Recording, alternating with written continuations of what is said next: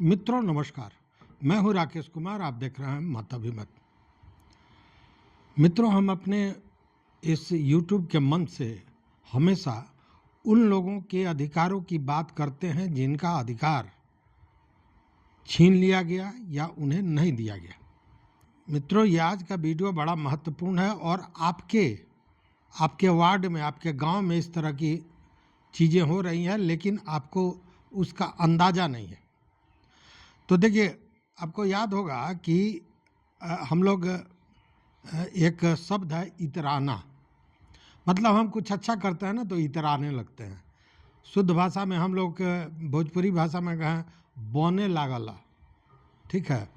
तो 7 निश्चय योजना जो बिहार सरकार की थी, नीतीश जी की थी, उस पे लोग इतरा रहे थे, सरकार इतरा रही थी कि यह जो योजना है यह बहुत ही महत्वपूर्ण है और पूरे बिहार का कायाकल्प कर देगी। चीज़ें थी भी बेहतर थी, इसमें कहीं कोई शक व शुबा नहीं है। नल जल योजना एक उसमें था, नल जल योजना, जिसमें हर घर में नल से जल पहुंचाना था, मतलब पानी पहुंचाना था, मतलब कि पेयजल की समस्या को पूरी तरह समाप्त कर देना इसका उद्देश्य था। और इसको लेकर हर पंचायत में, हर गांव में, हर वार्ड में पानी टंकियां लगाई गई, बोरिंग लगाई गई और उसका सप्लाई, पानी का सप्लाई एक एक घर में दिया जाने लगा। निश्चित रूप से योजना बहुत अच्छी थी और यह जब योजना तैयार हो गई तो बाद में इसे ऑपरेट करने के लिए PHED को दे दिया गया, पब्लिक हेल्थ इंजीनियरिंग डिपार्टमेंट को दे दिया गया इसकी देखरेख करने के लिए। लेकिन यहाँ मैं आज जो बताने जा रहा हूँ इसको ज़रा बड़ा गंभीरता से सुनने की ज़रूरत है। देखिए, इस योजना का शुभारंभ पंचायती राज विभाग ने कराया था और आपको हम बता दें कि यह योजना 58,003 वार्डों में शुरू हुआ और इसमें लगभग 70,157 बोरिंग लगाए गए, मतलब जल मीनार कहें या आप उसे जो नाम कहें वह लगाया गया और उसी से पूरे गांव में, पूरे वार्ड में पेयजल देना था। दिया भी जा रहा है। बहुत जगह तरह तरह की बातें आती हैं जिसमें अब तो बनवाने वाले लोगों ने कुछ गड़बड़ किया, कहीं जल मीनार गिर गया, कहीं बोरिंग सही नहीं हुआ, ये अलग बात है। लेकिन महत्वाकांक्षी योजना थी और इसका लाभ निश्चित रूप से आज भी बहुत बड़ी मात्रा में लोगों को मिल रहा है। लेकिन किसकी बदौलत मिल रहा है? पंचायती राज विभाग ने लगवा दिया, PHED को उसके रख रखाव का दे दिया, लेकिन वह सवेरे शाम जो मोटर चलाता है, जो वह ऑपरेटर है, जो पंप ऑपरेटर है, वह कौन है? आखिर कौन चलाता है? वार्ड कमिश्नर तो जाके चलाते नहीं हैं, या वार्ड का जो पंच सरपंच है ये लोग तो चलाते नहीं हैं। चलाता है ऑपरेटर। सवेरे चलाना है 2 से 3 घंटे, शाम में चलाना है 2 से 3 घंटे और दिन में भी लगभग 2 घंटे चलाना है, मतलब पानी सब कोई को मिले, सुचारू रूप से मिले। लेकिन यह दूसरे का पेट भरने वाला जो देखिए, पानी जल ही जीवन है कहते हैं ना, मतलब कि दूसरे को जीवन देने वाला व्यक्ति जो ये पंप ऑपरेटर है, आज के दिन में उसके जीवन के लाले पड़े हैं। लाले पड़े हैं इसलिए कि एक वैसा व्यक्ति जो 3 समय काम करे, तीनों समय आके हाजिरी बनावे, एक टाइम भी अगर वो चला जाता है तो वो पकड़ा जाएगा, धरा जाएगा, अगर काम पर नहीं आता है तो।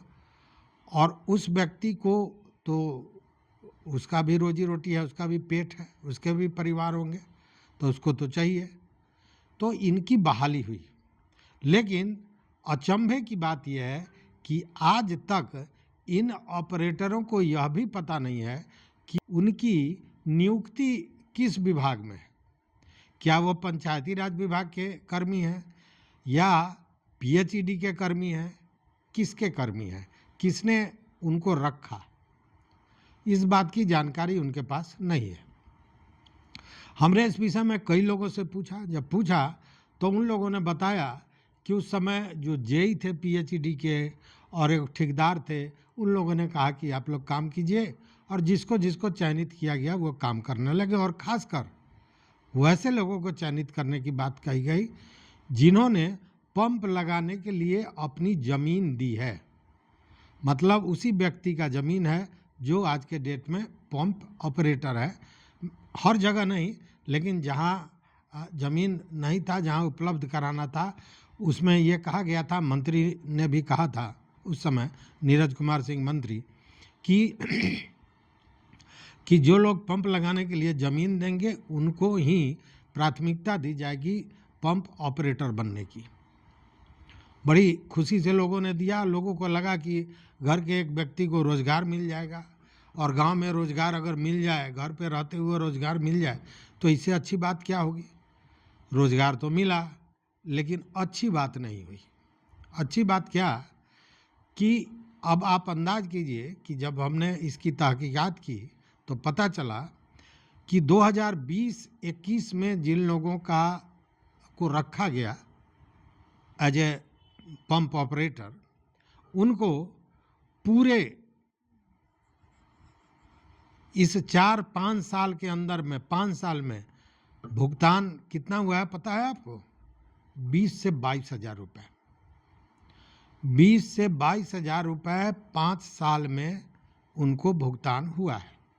मतलब साल का 5,000 भी नहीं, महीना नहीं, घबराइए नहीं, महीना की बात मैं नहीं कर रहा, साल में उस व्यक्ति को 5,000 रुपया भी नहीं मिल रहा है।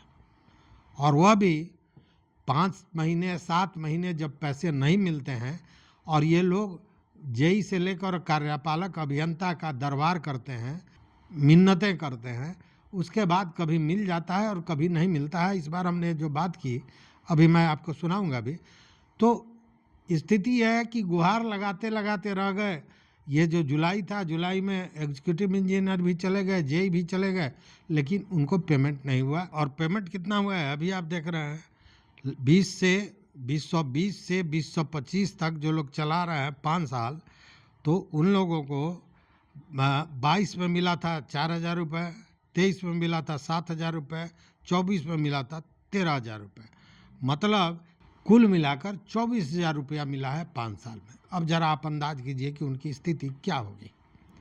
एक सामान्य अकुशल मजदूर को भी जितनी मजदूरी मिलती है महीने में जितनी मजदूरी मिलनी चाहिए, अगर 25 दिन का वर्किंग डे है, उसमें उसकी जितनी मजदूरी बनती है, उतना इन ऑपरेटरों को पूरे साल में नहीं मिलता है। तो फिर सरकार न्याय की बात, समानता की बात, सुशासन की बात कैसे करती है? इसलिए कि ये असंगठित हैं, इनका कोई संघ नहीं है, ये हल्ला नहीं कर सकते हैं, ये हंगामा नहीं कर सकते हैं, तो इनकी सुनने वाला कोई नहीं है। और इनका शोषण पीएचईडी के पदाधिकारी या अगर वो किसी ठेकेदार के थ्रू है तो वो ठेकेदार इनका शोषण कर रहा है।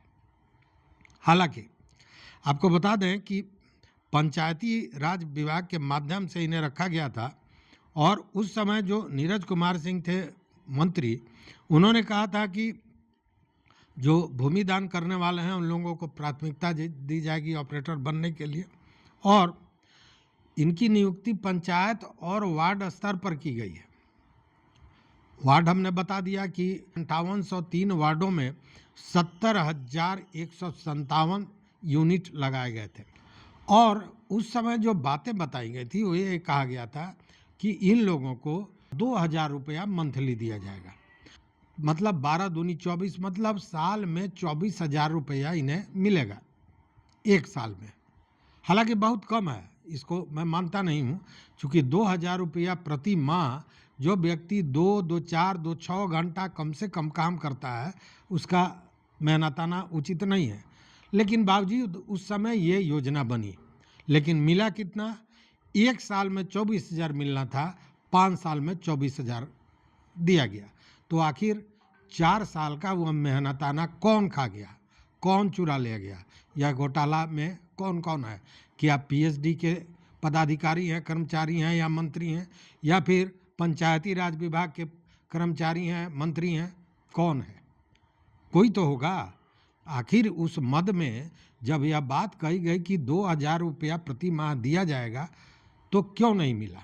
यह बहुत बड़ी बात है। और अब जब भूखमरी की स्थिति इन लोगों में आई है तो जब पेट में आग लगती है तो माथा भी गर्म होता है, जानी हुई बात है।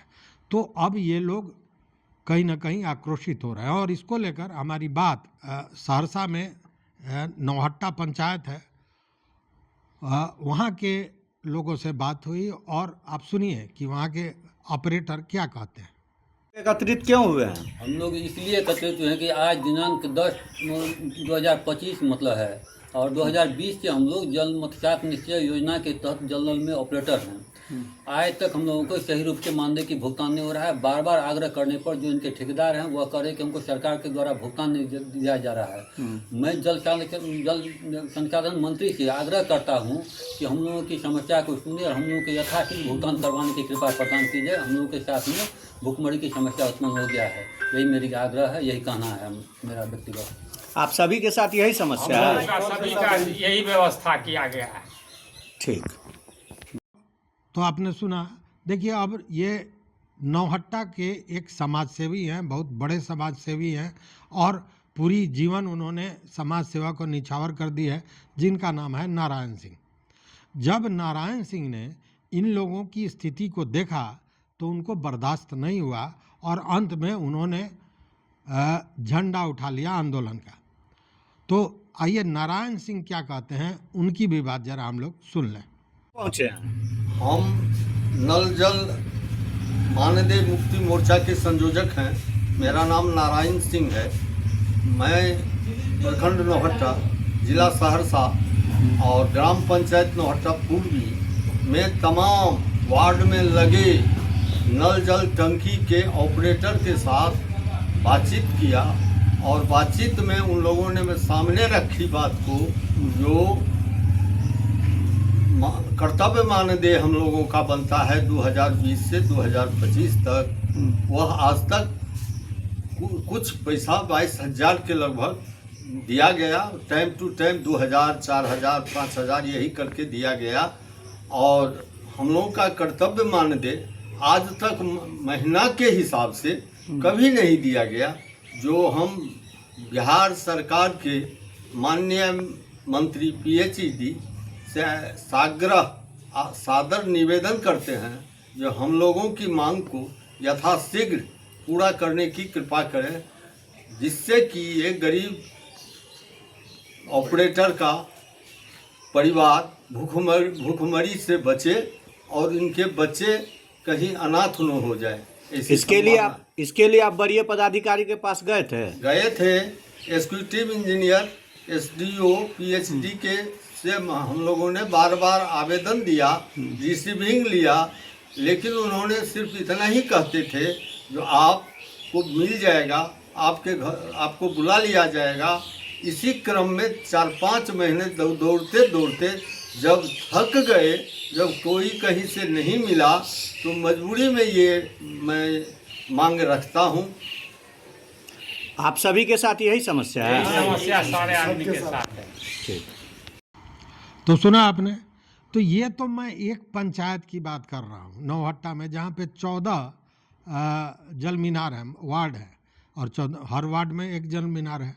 तो कहने का मतलब है कि एक गांव में 14 व्यक्ति है जिसको रोजी रोटी मिली हुई है मात्र 2,000 का, और आप देख कितना रहे हैं, साल में 2,000 मिलना चाहिए उसको, महीने में 2,000 दे रहे हैं, साल में 2,000।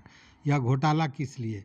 तो और अगर यह आपको करना ही था तो यह जो दावा किया जाता है कि बड़ी न्यायपूर्ण काम हो रहा है, कोई घपला नहीं, भ्रष्टाचार नहीं, सुशासन की सरकार है, कहाँ चली जाती है सुशासन की सरकार वैसी स्थिति में? और आज से सुशासन की सरकार तो है नहीं, विगत 20 वर्षों से है। और 2020 में इनकी बहाली हुई, 5 साल तक कोई भी विभाग, कोई भी मंत्री, कोई भी जनप्रतिनिधि, ऐसा नहीं है कि वहाँ के जो लोकल जनप्रतिनिधि होंगे, हर जगह के जनप्रतिनिधि हैं, उनको यह जानकारी नहीं होगी, लेकिन सब ने अपने आँख में पट्टी बांध रखी है, पट्टी बांध रखी है। चूँकि अपना पेट भरना चाहिए, दूसरे का भरे न भरे क्या अंतर पड़ता है। राजनीति का खेला तो अजब है, आप जानते हैं।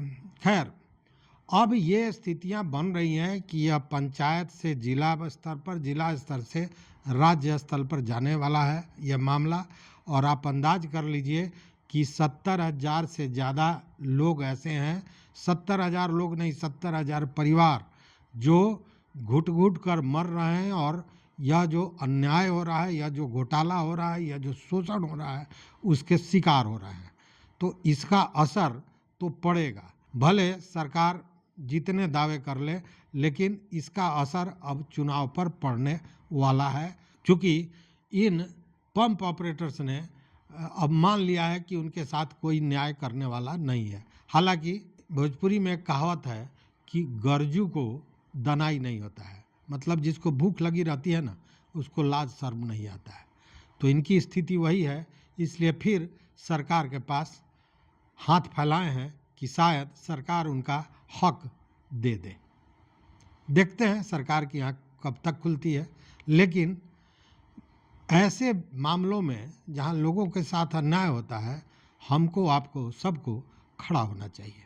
तो इस वीडियो में बस इतना ही। देखते रहिए मत अभिमत। मित्रों, चैनल पर नए हो तो सब्सक्राइब कीजिए, लाइक कीजिए, दोस्तों के साथ शेयर कीजिए और अपना विचार जरूर दीजिए। बहुत बहुत धन्यवाद, कोटिशः आभार।